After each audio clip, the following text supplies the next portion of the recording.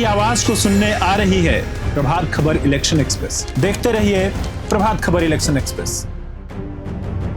Thailand और Cambodia के बीच सीमा विवाद ने अब खतरनाक मोड़ ले लिया है और अब तक इस विवाद में 27 लोगों की जानें भी जा चुकी है। लड़ाकू विमानों, तोपों और जमीनी टुकड़ियों के साथ जारी हिंसक झड़पों में अब तक कंबोडिया के 15 लोगों की मौत हो चुकी है और बड़ी संख्या में लोगों को पलायन भी करना पड़ा है।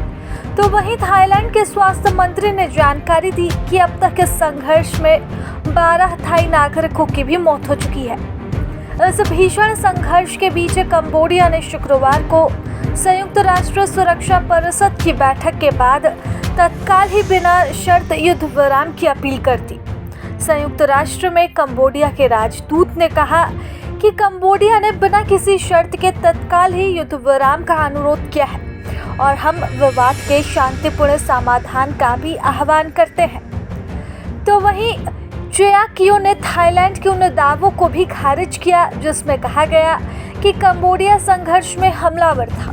उन्होंने सवाल किया, कंबोडिया जैसा छोटा पड़ोसी थाईलैंड जैसी सैन्य शक्ति पर कैसे हमला कर सकता है।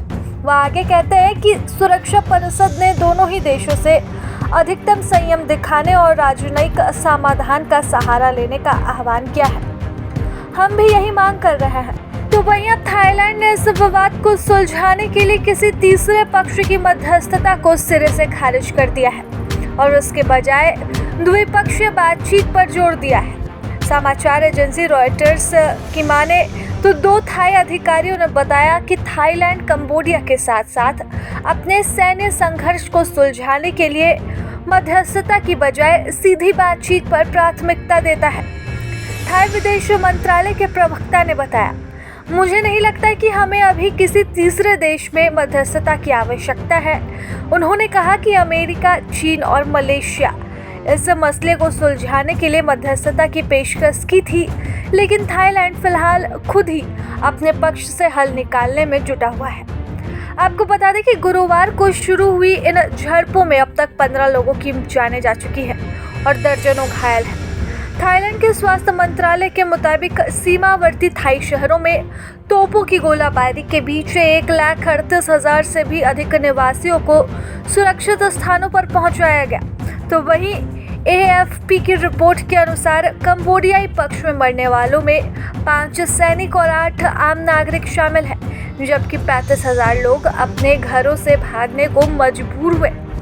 आपको बता दें कि ये हिंसक विवाद सिर्फ एक शिव मंदिर पर है जो कि कंबोडिया और थाईलैंड दोनों की ही सीमा पर स्थित है।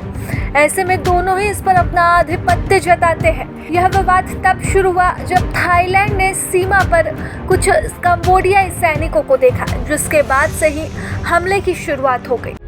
प्रभातखबर.com, विश्वास वही, रफ्तार नहीं।